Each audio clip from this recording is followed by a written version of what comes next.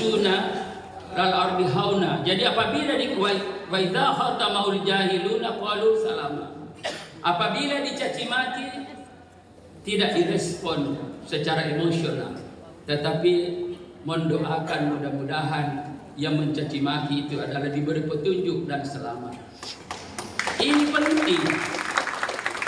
Demikian juga misalkan Pak Nusron, kita tahu secara jujur di awal kepemimpinannya itu hiruk pikuk tentang ya bagaimana masalah pertanahan ya di Jakarta, di Sulawesi Selatan dan di mana-mana yang terjadi. Apa yang dilakukan oleh Pak Nusron? Pak Nusron mendatangi masyarakat yang ada di sana, tidak menghindari. Pak Bahlil dipermasalahkan LPG misalkan 3 kilo, Pak Bahlil juga mendatangi rakyat dalam keadaan marah. Ini saya kira, saya ingin mengatakan, tunjukkan pemimpin-pemimpin seperti ini yang secara bijak, di dalam bahasa Jawanya secara benar, ya secara benar mendatangi rakyat dan memberikan penjelasan. Bahkan mendapat caci makian dari mana-mana, dijawab dengan baik, bukan secara emosional. Dan saya kira ini adalah contoh yang telah dilakukan kepada kita semuanya, dan tidak banyak pemimpin seperti ini. Ini saudara sekalian, ini pertama. Nah kemudian yang kedua yang dilakukan oleh menteri-menteri Partai Golkar adalah ya betul-betul apa kata Pak Prabowo, rakyat yang memilih kita, dan karena itu kita juga harus mengabdi kepada rakyat. Dan ini sesuai dengan tagline Partai Golkar, suara rakyat adalah suara Golkar. Karena itu kalau kita bicara tentang rakyat, maka semua harus kita pertaruhkan, dan ini juga arahan Ketua Umum DPP Partai Golkar. Saudara sekalian, nah inilah semua yang dilakukan baik Bung Bahlil Lahadalia dan menteri-menteri lain termasuk, dan saya kira utamanya yang pada hari ini hadir Menteri ATR BPN yaitu Kiai Haji Nusron Wahid. Nah saudara sekalian, apa itu? Bahwa program-program yang ada orientasinya kepada rakyat. Program-program ATR BPN adalah bagaimana menyelesaikan masalah rakyat, bagaimana memenuhi kebutuhan-kebutuhan rakyat, dan bagaimana memberikan harapan masa depan rakyat yang lebih baik.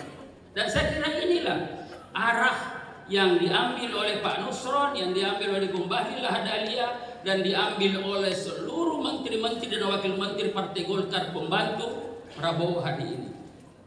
Nah saudara sekalian, dan karena itu saya ingin mengatakan bahwa pernyataan Pak Prabowo, Presiden Republik Indonesia, yang memuji dan berterima kasih kepada Golkar karena telah memberikan menteri-menteri terbaiknya dengan prestasi yang ada, ini bukan hanya sekedar omong-omong, tetapi betul-betul didasarkan pada fakta dan kinerja menteri-menteri yang ada. Dan karena itu Partai Golkar berterima kasih kepada kader-kadernya yang ada, pembantu presiden di Koalisi Merah Putih.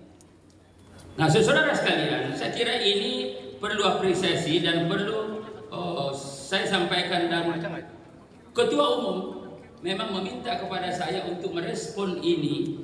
Kenapa? Karena pujian-pujian yang ada itu jangan sampai nanti dianggap tidak berdasar, dan karena itu pujian itu harus semakin memicu dan memacu kinerja kader-kader Golkar yang ada di Kabinet Merah Putih.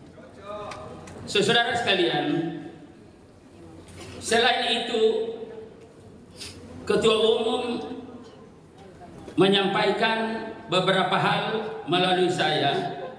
Yang pertama adalah beliau mengapa sangat serius menghadapi seminar pada hari ini.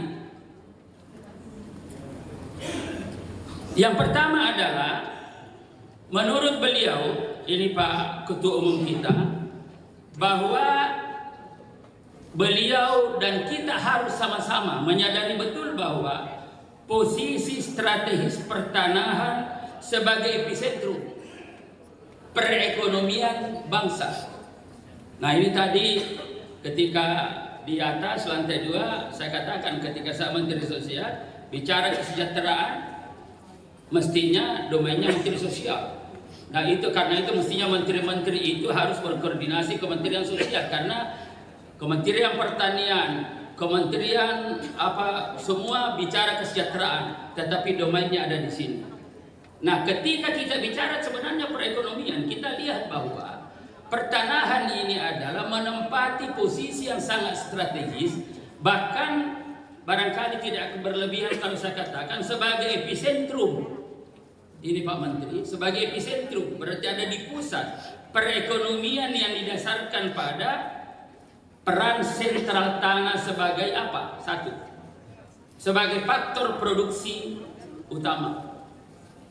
Jadi sebenarnya kalau kita bicara tentang tanah, ya itu sentral, epicentrum, ada di tengah-tengah.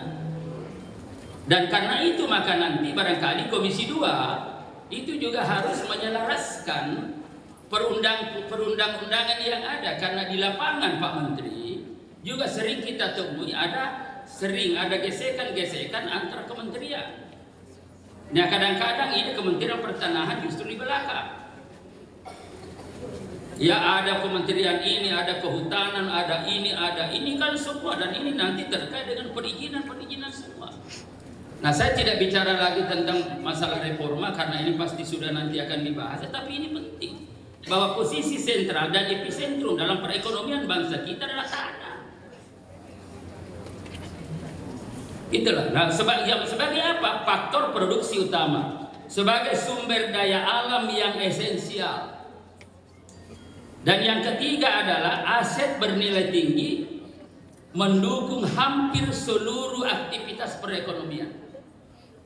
Nah ini posisi sentral ini Pak Airin barangkali perlu kita ingat. Kenapa Ketua Umum mendukung sepenuhnya apa yang dilakukan oleh bidang pertanahan? Karena ini kita ingin kembalikan di situ biar semua kita tahu bahwa sentral, epicentrum adalah pertanahan dalam sistem perekonomian kita. Nah, lebih daripada itu tadi saya bisik-bisik dengan Pak Menteri. Kalau kita ingin lebih jauh lagi, ya sebenarnya ada falsafah apa itu Pak? Ini orang Jawa, ini kita orang Bugis susah nih Pak Asna ini. Ada falsafah Jawa itu mengatakan sak dumu batu sanyari bumi.